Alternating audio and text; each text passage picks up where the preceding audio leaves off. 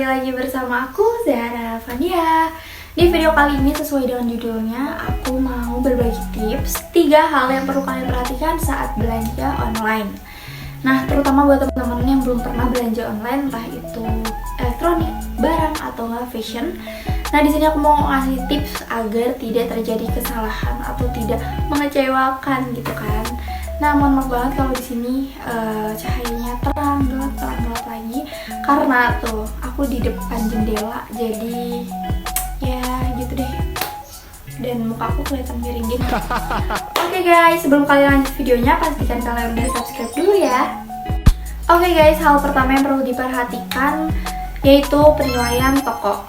Nah, penilaian toko ini juga sangat penting buat teman-teman yang pengen belanja online. Itu kalian bisa dilihat dulu penilaian tokonya. Nah, penilaian toko ini tuh dia tuh penilaian dari semua penilaian jumlah produknya gitu. Jadi penilaian toko dengan penilaian produk itu berbeda. Nah, gimana sih untuk melihat penilaian toko yang akan kita beli itu? Nah, jadi seperti ini ya teman-teman. Nah, jadi di profil tokonya di situ ada penilaian toko dari pembeli. Nah, itu tuh jumlah keseluruhan dari penilaian produknya. Kita lanjut ke tips yang kedua. Nah, tips yang kedua ini penilaian produknya. Penilaian produk sama penilaian toko tadi itu berbeda ya, yang udah aku bilang tadi. Penilaian produk ini misalnya kalian mau beli fashion. Nah, fashionnya itu misalnya baju gitu kan. Nah, bajunya itu kalian tuh suka banget gitu, tapi kalian harus lihat dulu penilaian produknya. Biasanya kalau penilaian produknya itu di bawah 3 itu sangat jelek banget gitu kan, karena penilaiannya itu sendiri kan dari si pembeli yang udah beli di produk itu gitu. Jadi kita harus lihat dulu nih penilaian produknya berapa sih gitu kan.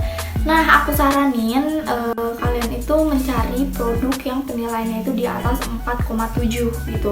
Atau enggak kalian cari yang penilaian produknya itu 5 lah kalau bisa kan. Nah guys, aku saranin kalian itu minimalnya itu kalau mau beli produk itu bintangnya 4,8. Nah, terkadang juga kadang kalau misalnya bintang 4,8 yang aku beli itu nggak sesuai sama bintang dan reviewnya gitu.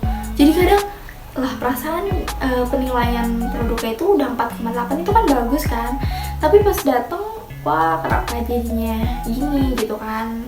Jadi kalian juga harus perlu pintar-pintar mencari produknya dulu yang pasti gitu kan. Banyak banget nih produk yang sama, produk yang serupa tuh. Nah, kalian bisa cari-cari di situ yang penilaiannya mungkin ada 5 atau ada 4,9 gitu kan. Nah, itu tadi ya guys yang permasalahan bintang. Jadi intinya produk yang bintangnya 4,9 itu udah bagus banget.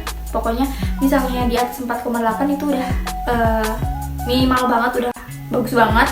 Tapi kalau misalnya produknya itu bintang 4,8 ke bawah itu perlu diperhatikan lagi gitu. Tapi terserah kalian sih, ini kan cuma saran aku aja. Tapi aku kalau misalnya beli barang pasti harus di atas 4,8 atau minimal itu 4,8 gitu. Nah, oke guys, untuk tips yang ketiga yaitu penilaian dari pembeli. Nah, maksudnya di sini itu penilaian dari review orang lain yang sudah membeli produk yang kita mau juga gitu, penilaian produk dari toko tersebut gitu. Nah, di sini ini kalian bisa banget lihat-lihat review atau penilaian dari mereka. Nah, itu kan pasti real pic banget nih. Dan di situ juga dia suka nyantumin video, foto gitu. Nah, kalian bisa lihat di situ. Tapi kadang ya guys, pembeli itu suka ngasih nilai bintang 4 atau bintang ke bawahnya lagi gitu. Padahal produknya itu bagus gitu. Cuman katanya dia ngasih bintang 4 atau bintang 3 itu karena pengirimannya itu lama gitu. Nah, itu kalau menurut aku itu nggak apa-apa sih. Maksudnya kayak ya udah gitu kan, cuman permasalahan di pengiriman doang, bukan di produk. Itu nggak apa-apa gitu. Kecuali kalau misalnya si produknya itu ada masalah saat di pengiriman atau terjadi kerusakan atau apa gitu kan. Nah, itu ya perlu diganti atau bintang berapa gitu. Jadi guys, pada intinya itu 3 hal ini yang perlu kalian perhatikan. Yang pertama, penilaian toko. Nah, penilaian toko ini kayak gini, ada pada profil toko. Yang pertama di sini penilaian toko, pengikut dan juga performa chat gitu. Nah, performa chatnya juga pastikan tokonya itu di atas 90 atau di atas minimal 70 lah. Karena kalau misalnya kita mau nanya-nanya itu kadang kalau misalnya slow respon itu nggak enak banget kan. Jadi kayak kita tuh pengennya responnya cepet gitu. Nah, kalian bisa juga dilihat di situ di performa chatnya. Syukur-syukur 100% gitu performa chatnya. Nah, yang kedua tahapnya yaitu penilaian dari produknya.